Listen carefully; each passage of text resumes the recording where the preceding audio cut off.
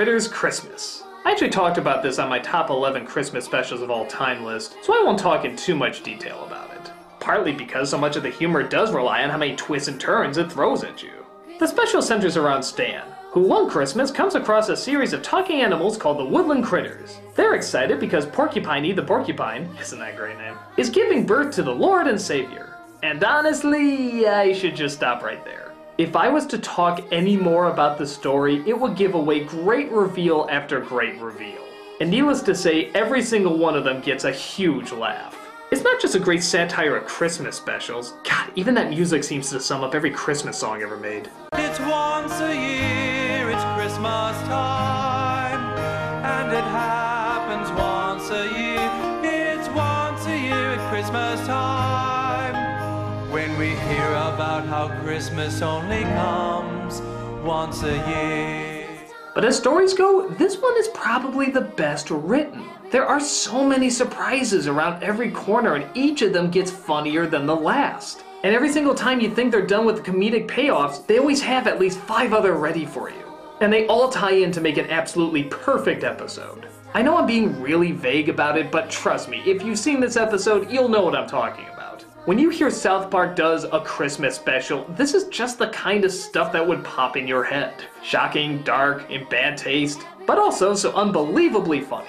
Again, I'm sorry I can't go into more detail like I did the other ones, especially seeing how it's so high up on the list. But I really do believe that the reveal of the humor is that good. And I simply don't want to ruin it for you. It's one of my favorite Christmas specials for that very reason, and I think it's some of South Park's greatest writing.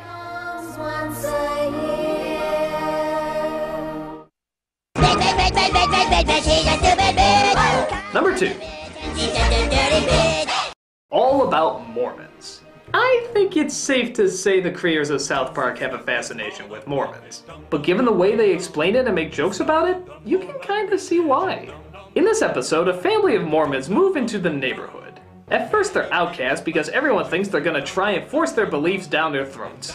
As the town's preparing for a fight, the Mormons are preparing for dinner. Yeah, not only do they not want to fight back, but they constantly invite people over for dinner. And it's not for any religious agenda or anything, they're just nice. What happened? I'm going over to his house for dinner tonight. You kicked Mr. Harrison's ass? We're, having their family over for dinner tomorrow night. See, that's what happened to me. They talk politely, they tell stories, they're a better family than most of the families in town. And the episode is pretty much the village's confusion of how such kind people can come from a religion that's, well, according to South Park, something like this. Jesus lived here in America? Yes, eventually my people were all killed by the other tribe of Israel. And as punishment, God turned their skin red. These are the Native Americans you know today. Dum dum dum dum dum. This episode is one of the best for 2 reasons. One, if you've ever known a Mormon, you know they are unusually nice and ethical and not angry and just pleasant. Oh, I'm sure there's some asshole Mormons out there, but I haven't met them yet. I haven't even met a person who met a Mormon who was an asshole yet. So their grasp of Mormon people is not only funny, but kind of dead on.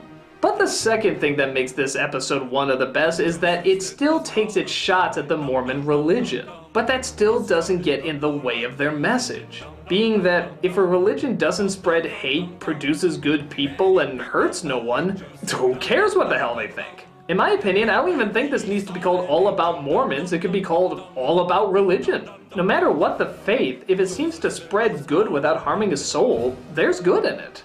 As much as the episode does mock the Mormon religion, it also surprisingly teaches tolerance, in its own unique South Parky way. Heck, Stan's father wants to become a Mormon, because he just wants to figure out how he can be as nice and complete as that family is. And it all comes from just being pleasant. And you know what? In a show that can be so harsh and mean-spirited sometimes, it's good to know that even the creators can still see the value in just straight up being nice, even in the face of being mocked for it. And in the end, the Mormon kid is actually seen as the badass because he didn't change for anything. He just stayed himself because that's what he liked. In a time where religion can still be so complicated and so controversial, this episode understands that sometimes the simplest answer can very well be the best.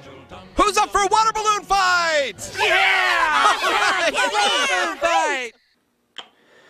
And now for my number 1 pick.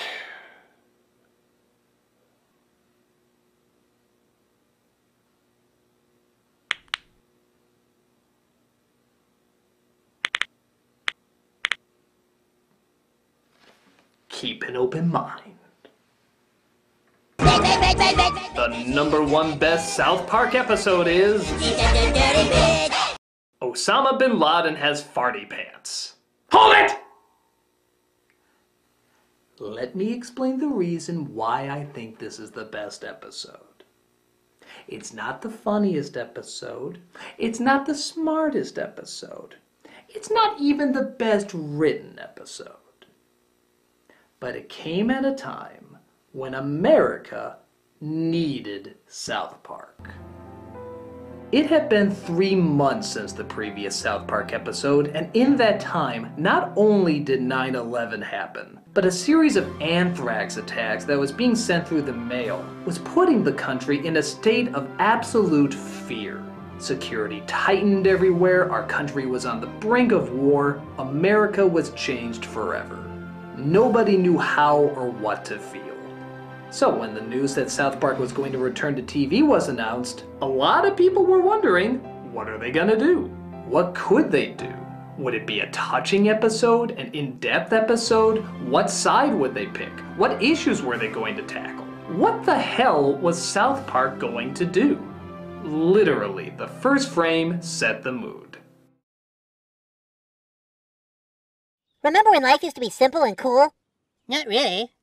This is what we needed. We needed a good laugh at the entire thing, and we needed it to be done by South Park. The episode shows the overly secured and paranoid America waving flags everywhere for support and hiding in their homes, feeding their fear by watching the news.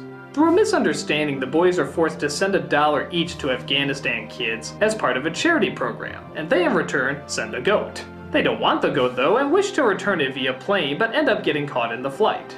Through, per usual, a strange series of events, the boys end up discovering Osama bin Laden. And the rest of the show is just making him look like the most pathetic ass. Oh, bella, bella falafel, mi amore, fatwa, fatwa. It was as over-the-top, raunchy, silly, and cartoony as they had ever been in the past.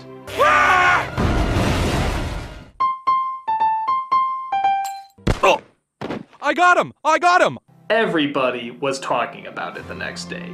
Did you see that episode of South Park? Wasn't it hilarious? That was just what I needed. God, I'm glad they're still so funny. There have been jokes made about the state of our country before this episode, other satires and commentaries, but this was the one that Americans needed. Uncompromising, unapologetic, not worrying about who they offended, just trying to make people laugh. It was just the right jokes at just the right time, delivered by just the right people. Giuliani showed us we needed to be strong, Letterman showed us we needed to cry, South Park showed us we needed to laugh. I'm not gonna say it changed everything or erased all our fears that we had before, but a good comedian knows the power of laughing and how important it is. It not only makes you feel good, but it can help you out through some of the darkest moments of your life.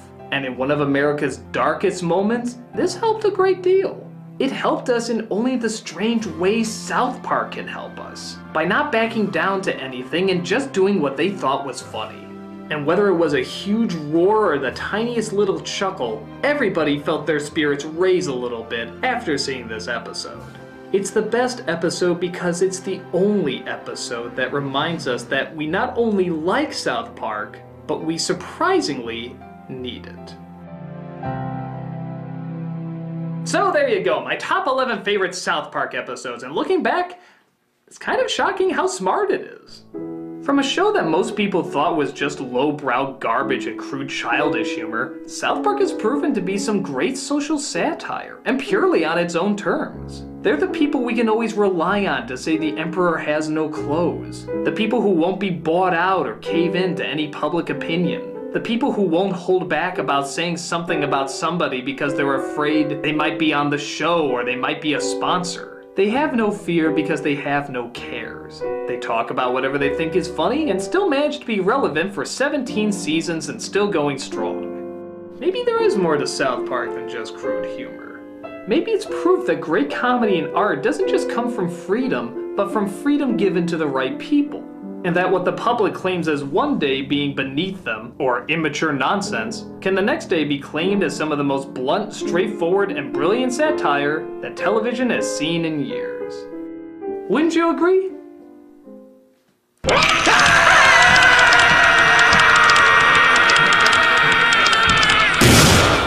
your fucking dick holes, you donkey raping shittiness! Go outside into the sun and get laid!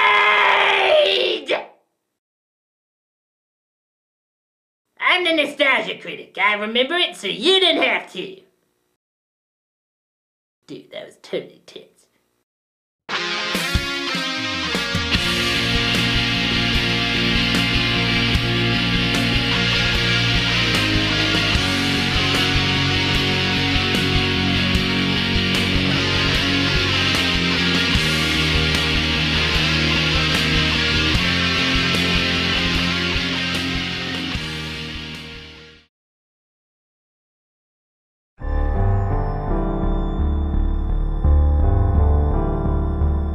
You ever wonder what would happen if the cinema snob turned into one of those pretentious filmmakers he makes fun of? The darkest recesses of my nightmares won't allow me to think about it, but luckily this film exists to show me what the outcome would be. It has sex, murder, mayhem, and probably the biggest collection of bearded men since The Last Temptation of Christ. But is it on par with main writer and actor Brad Jones's other work? Well, he does keep his cat out of most of the shots. Let's get our freak on with Paranoia!